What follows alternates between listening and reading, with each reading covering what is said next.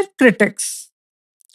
Zubru still remembers the first time her article was published in the most widely read business paper some years ago.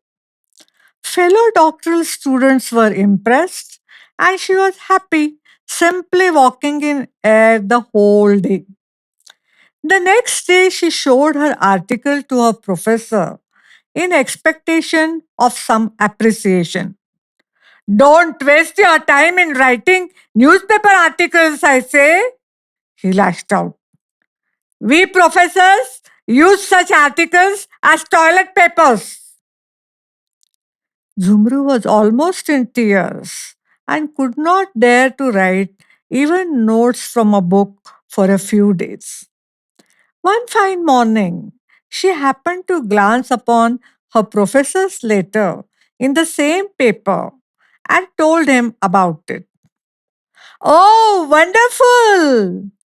The professor exclaimed and jumped at once from his chair and rushed to the library to see his name in print.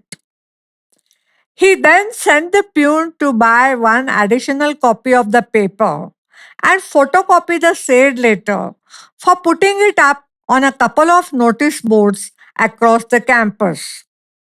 This incident not only made Zumru laugh, but also tough enough to laugh away all the criticism by the armchair critics who were plenty and just waiting to find fault in whatever she wrote.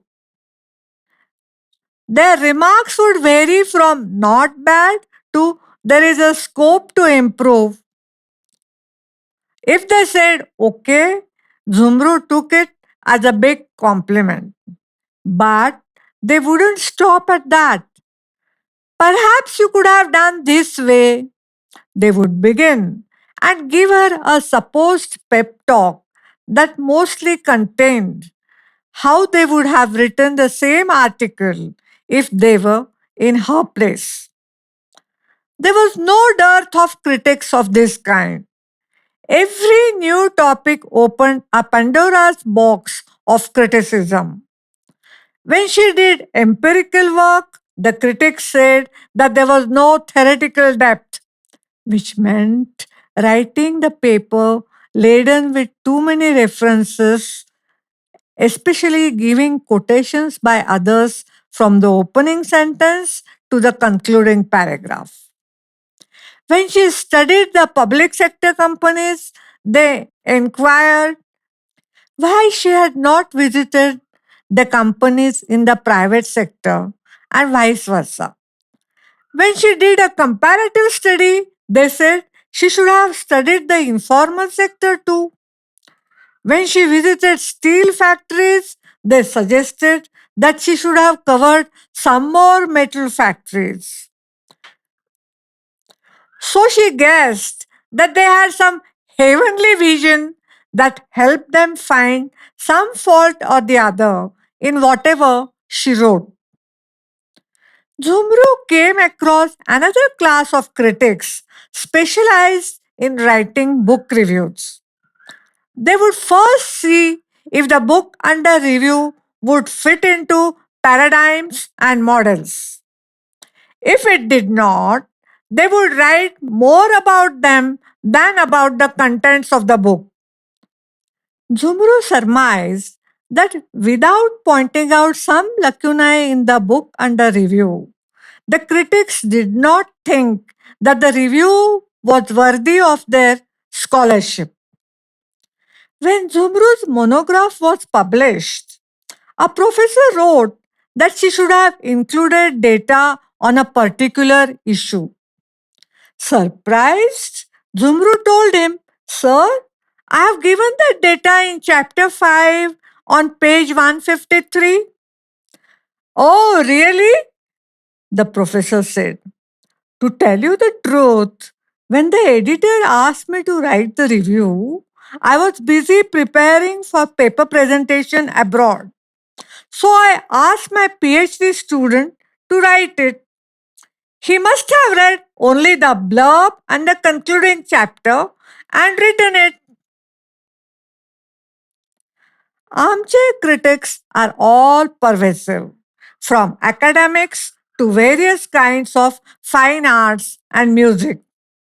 Thanks to their once upon a time kind of knowledge of the field, they always compare the present artists with those in the bygone era.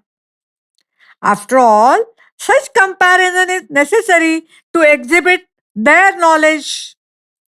And most importantly, they firmly believe that the old is gold. So they just do not bother about updating their knowledge. With great effort, Zumru rewrote the paper and handed it over to her professor before proceeding on a vacation. A couple of days later, a fellow doctoral student called her to congratulate.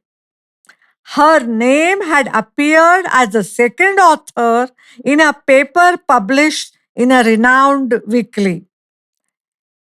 And guess who was the first author? Of course, her professor and the thesis supervisor. Upon his retirement, Zumru asked him how he planned to spend his time. I'm now going to do some constructive work on a bigger platform.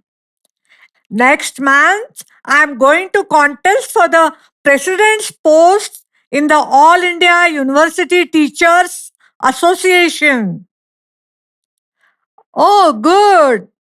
So, either the president's chair or the opponent's armchair, Zumru muttered.